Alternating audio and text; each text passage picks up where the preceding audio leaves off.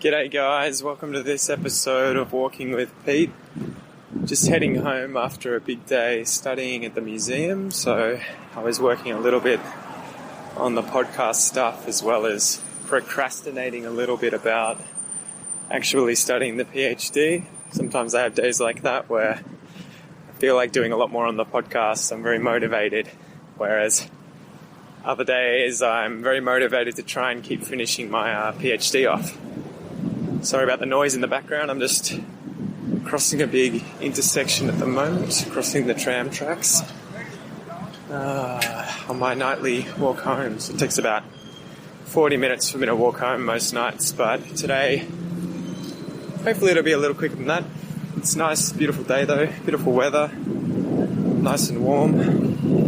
I think it's probably going to be the end of this sort of nice streak of warm days that we've had in April. It's been a bit weird, I think, because we have the El Nino weather pattern at the moment down here in the southern hemisphere. We have some really, really warm weather when it should actually be getting quite colder normally by the end of March, and we're already towards the end of April at the moment, so it's pretty interesting.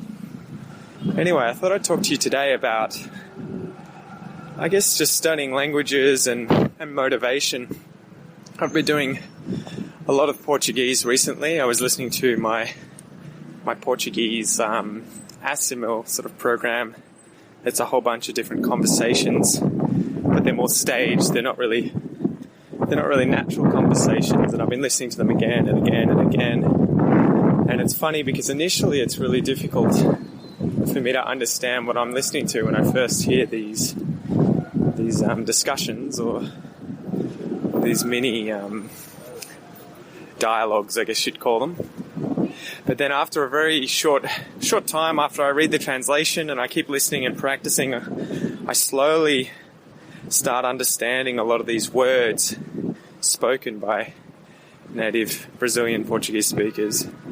And slowly it starts coming together, and I start finding myself understanding the words I've learned in these dialogues, funnily enough, in other contexts, in other conversations, or when I read books or articles in Portuguese, I see those words. So I feel like it's a very good way of learning. It's just repeating that same dialogue or the same podcast that you're listening to again and again and again until you really understand exactly what you're hearing, or not necessarily 100%, but you get the gist of, you understand most of it, you can make sense of most of it. And I think then when you go away and start hearing other conversations, you're a lot more likely to pick up words you've heard before in those previous podcasts or dialogues that you've listened to, that you've gone over many, many, many times.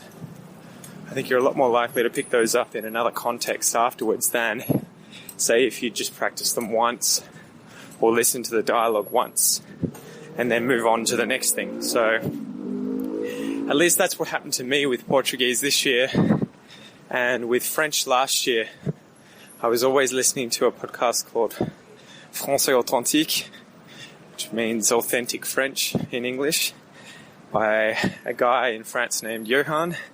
And he was pretty much the inspiration for this Aussie English podcast, where he would talk more naturally to the listeners and discuss everyday kind of things, as well as a little bit about what was going on in his life, his day-to-day life, long-term goals, short-term goals, and just give you an insight, not specifically into his personal life because he thought it was interesting for you, and the same for me. I don't necessarily chat to you guys about this stuff because I think you're incredibly interested in me as a person.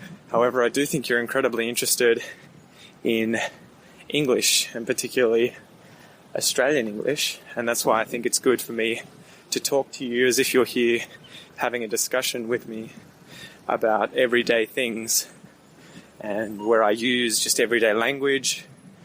I fragment sentences, I say really, really long sentences, I put all kinds of interjection, broken up words, I say I say so I think it's really good in that aspect, these kinds of podcasts where you can hear a native speaker speaking to you as if you were there with them, as opposed to reading off a script and reading a really, grammatically perfect set of phrases or conversation or page of a book or something where it's good, but at the same time it's not exactly natural.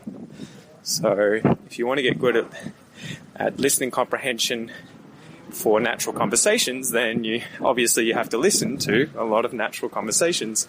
If you want to get good at reading books, you can't really, read tweets or read Facebook statuses to get good at reading books. You just have to go and read books and keep practicing what you want to get good at. Like if you want to get good at running a marathon, you can't really watch YouTube videos in order to improve your running ability and how well you'll do if you'll actually go and run a marathon.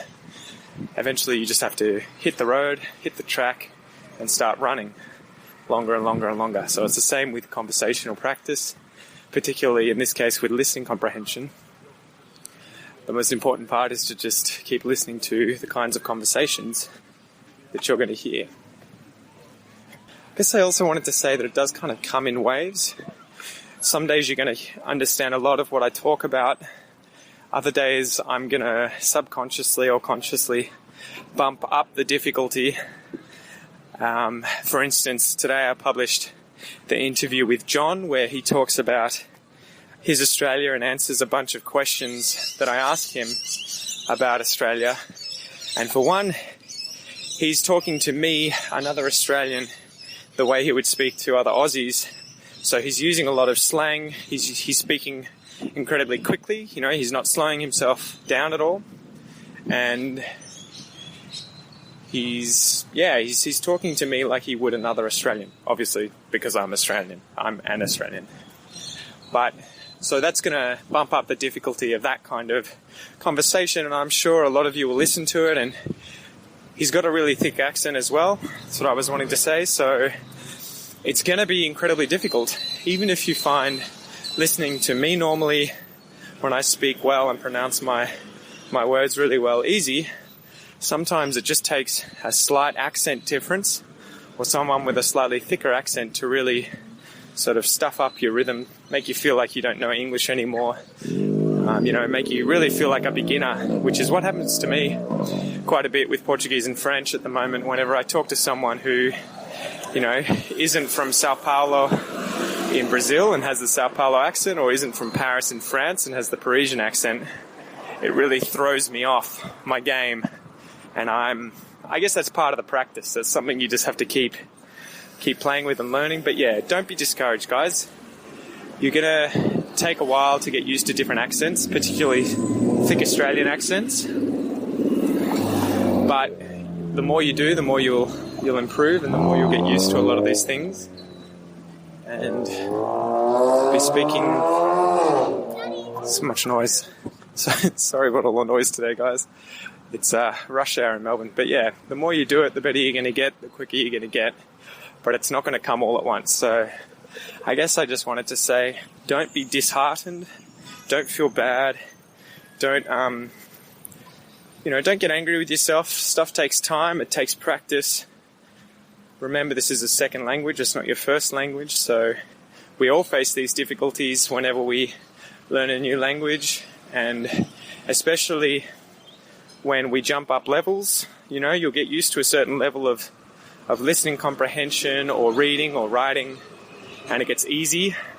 And then at a certain point, if you jump up a level, especially if you jump up very quickly, it can come as a bit of a shock and you can feel a bit out of your depth. But like swimming in a pool, if you jump in the shallow end and you can stand up, it's incredibly easy. And if you slowly walk down into the deeper water, it's only a gradual change and you have time to get used to it. Whereas if you suddenly jump in the deep end, it's quite a shock for the first time when your feet can't touch the bottom and you have to rely completely on your swimming skills. But after you do it a few times, you're swimming without needing to worry about where the bottom is, you know what I mean? Even if your technique at swimming isn't perfect, even if you get tired quickly and you have to stop, the same with speaking a language. The more you challenge yourself, It's going to be hard at first, but I'm sure all of you will rise to the occasion. You'll improve really quickly, and like jumping in the deep end of the pool, you'll get used to it and realize pretty quickly that you can swim around and survive. So yeah, don't be afraid of a lot of the podcasts that I'm going to release that are hard. I'll still try and keep quite a few of them, if not most of them, on the more intermediate to advanced level where most people should be able to understand and it's not as much of a shock, but I'm definitely going to try and put some things out there, some episodes out there for you guys sometimes that challenge you. So yeah, that's probably enough for today's Walking with Pete episode. Anyway, have a good one, guys.